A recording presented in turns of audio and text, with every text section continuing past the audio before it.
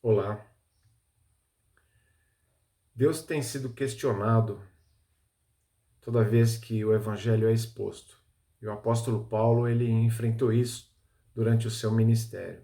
Conforme ele ia expondo o evangelho, expondo junto com o evangelho necessariamente o caráter de Deus, muitos questionamentos surgiam. Isso, evidentemente, sempre reflete um desconhecimento a respeito de Deus. Afinal, quanto mais a gente expõe Deus diante dos homens e com as suas características, com as suas marcas, as marcas do seu caráter, mais dificuldade o homem vai ter. Paulo ele vem argumentando justamente sobre a situação do homem diante de Deus e como até mesmo o povo judeu ele sofria essa repreensão de Deus, como ele se encontrava numa situação complicada, apesar dos privilégios que haviam recebido ali. O fato é que, diante dessa realidade, Paulo ele vai agora expor o evangelho novamente, defendendo os seus argumentos, defendendo esses questionamentos que surgiam ali, falando justamente sobre duas questões importantes: a fidelidade e a justiça de Deus, que são temas constantes nessa carta. Paulo começa aqui a elaborar um pouquinho mais sobre isso, mas aqui já procurando estabelecer uma defesa clara em relação a esses questionamentos, essas objeções que eram colocadas ali. Então é isso que nós vamos ver na sequência da nossa exposição da carta de Paulo aos Romanos.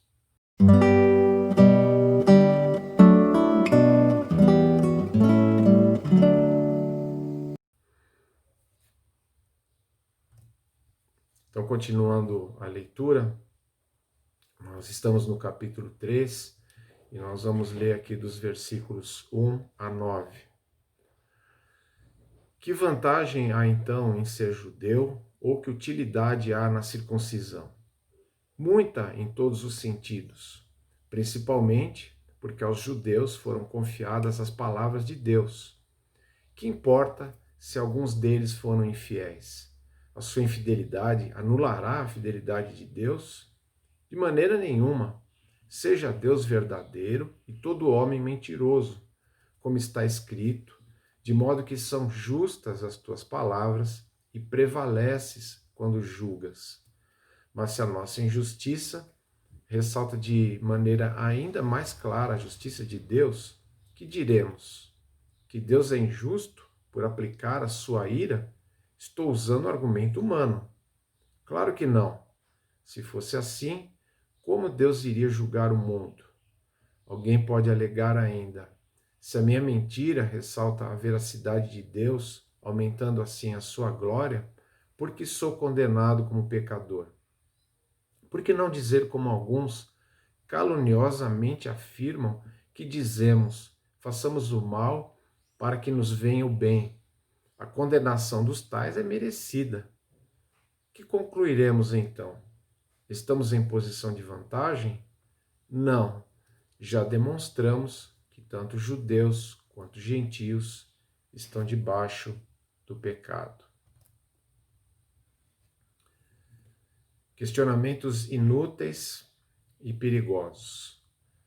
Havia questionamentos em relação à fidelidade de Deus. A fidelidade de Deus estava sendo questionada porque, quando Paulo dizia que os judeus não podiam ter uma segurança simplesmente pelo fato de serem judeus, não podiam ter uma segurança de salvação, aqui bem explicado, né, uma questão espiritual que é abordada aqui, eles não podiam ter essa segurança pelo simples fato de que se agarravam ali à aliança que Deus havia feito, e por conta disso, então, o questionamento era o seguinte: bom, então, qual é a vantagem em ser judeu? Alguma vantagem em ser judeu, já que, então, para que serve a circuncisão? A circuncisão não serve para nada, as alianças não servem para nada, as promessas de Deus, onde é que ficam? Onde é que fica tudo isso? Então, o questionamento faz objeções, e essas objeções, evidentemente, elas partiam principalmente desses judeus que se agarravam às condições que eles tinham como judeus, e como se todas as outras questões, as suas responsabilidades pudessem ser menosprezadas. O que Paulo está dizendo aqui é que de forma nenhuma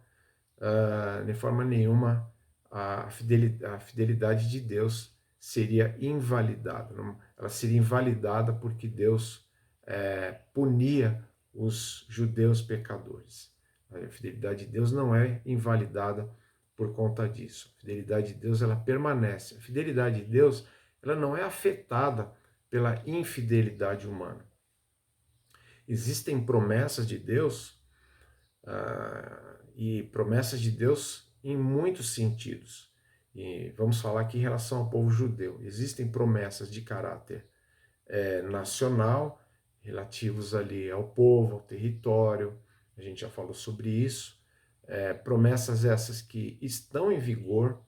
Então, só para dar um exemplo aqui, a gente não pode fazer aqui um apanhado de tudo que tem ali no Antigo Testamento, mas falando de modo muito resumido, a gente poderia dizer o seguinte: por exemplo, a questão da propriedade da terra. Há uma terra que foi prometida para eles, sem dúvida nenhuma.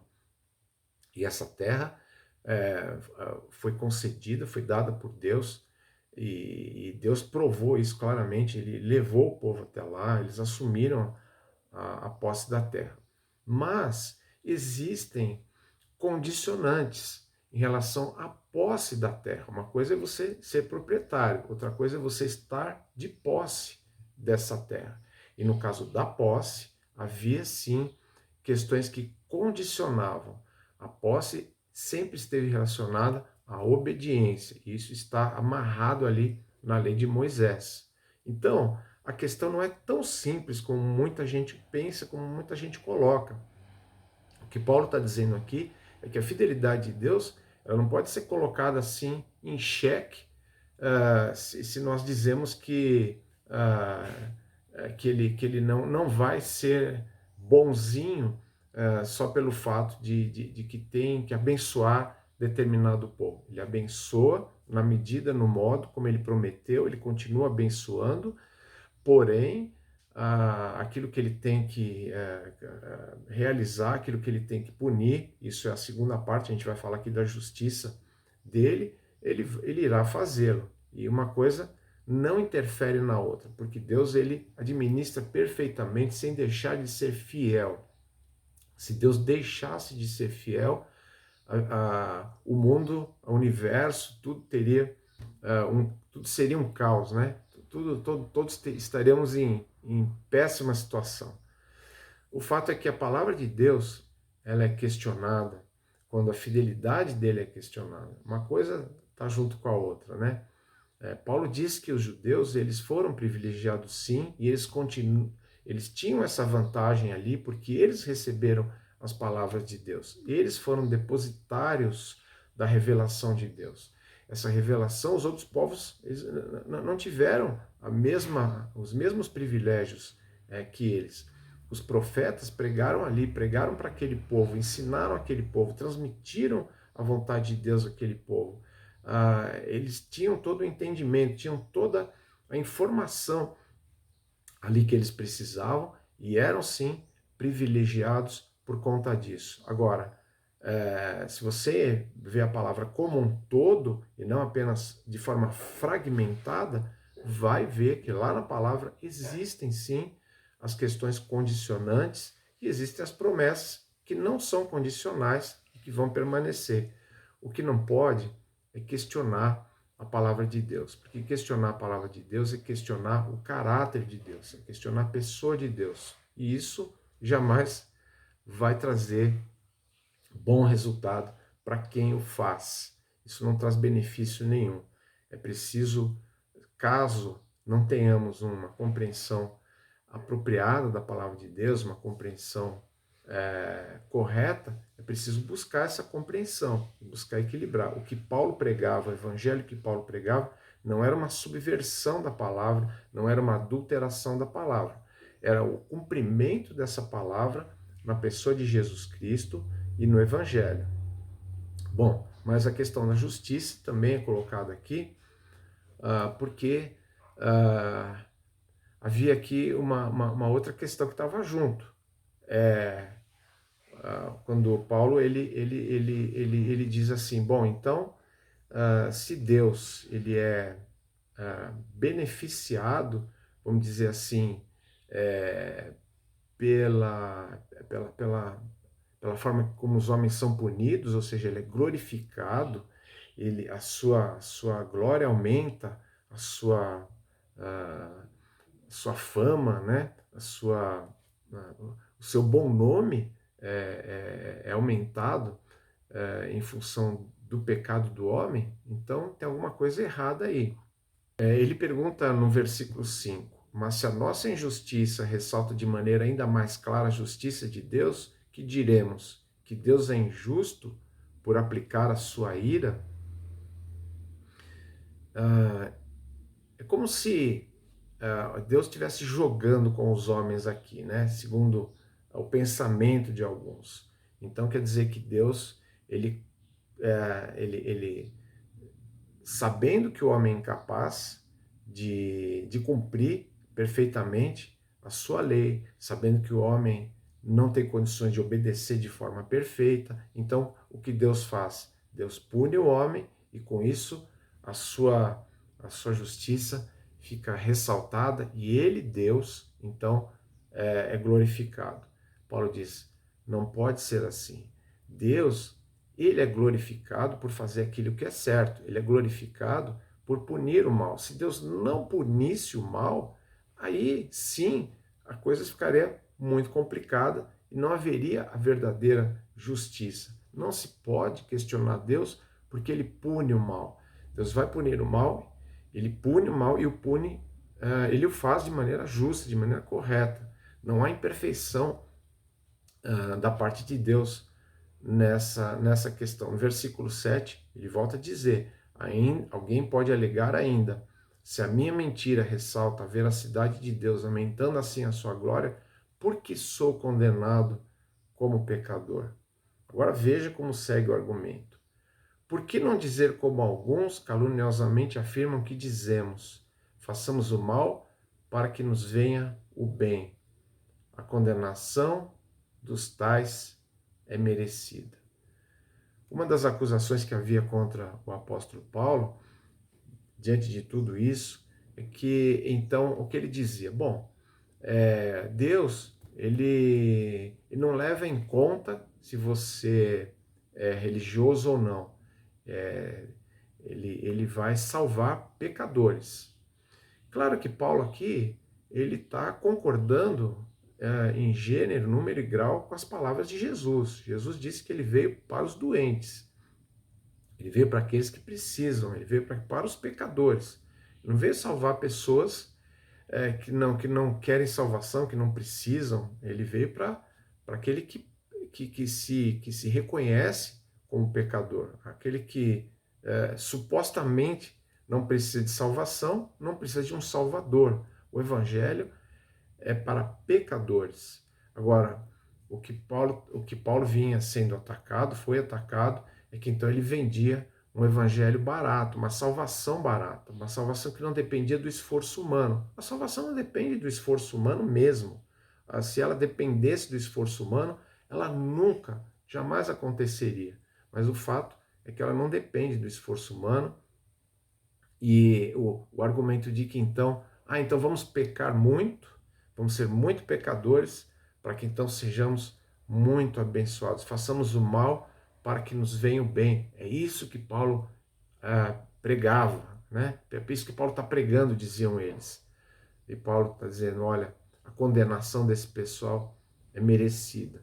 Por quê? Porque além de não crerem no Evangelho, além de não aceitarem a mensagem, além de não se verem como pecadores, se verem como objetos necessitados da graça, da misericórdia de Deus, ainda atacavam o Evangelho e procuravam ainda distorcer aquilo que Paulo falava. Paulo não vendia uma salvação barata, ele não pregava um evangelho é barato. O evangelho, ele requer o arrependimento, ele requer, a partir da salvação, inclusive, uma mudança de vida. O que ele não propõe é que você vá conseguir a salvação pelos seus esforços. E essa é uma questão que a carta aqui vai deixar muitíssimo claro no decorrer da exposição que nós vamos ver aqui. Por isso ele está dizendo, olha, esse pessoal realmente está enganado.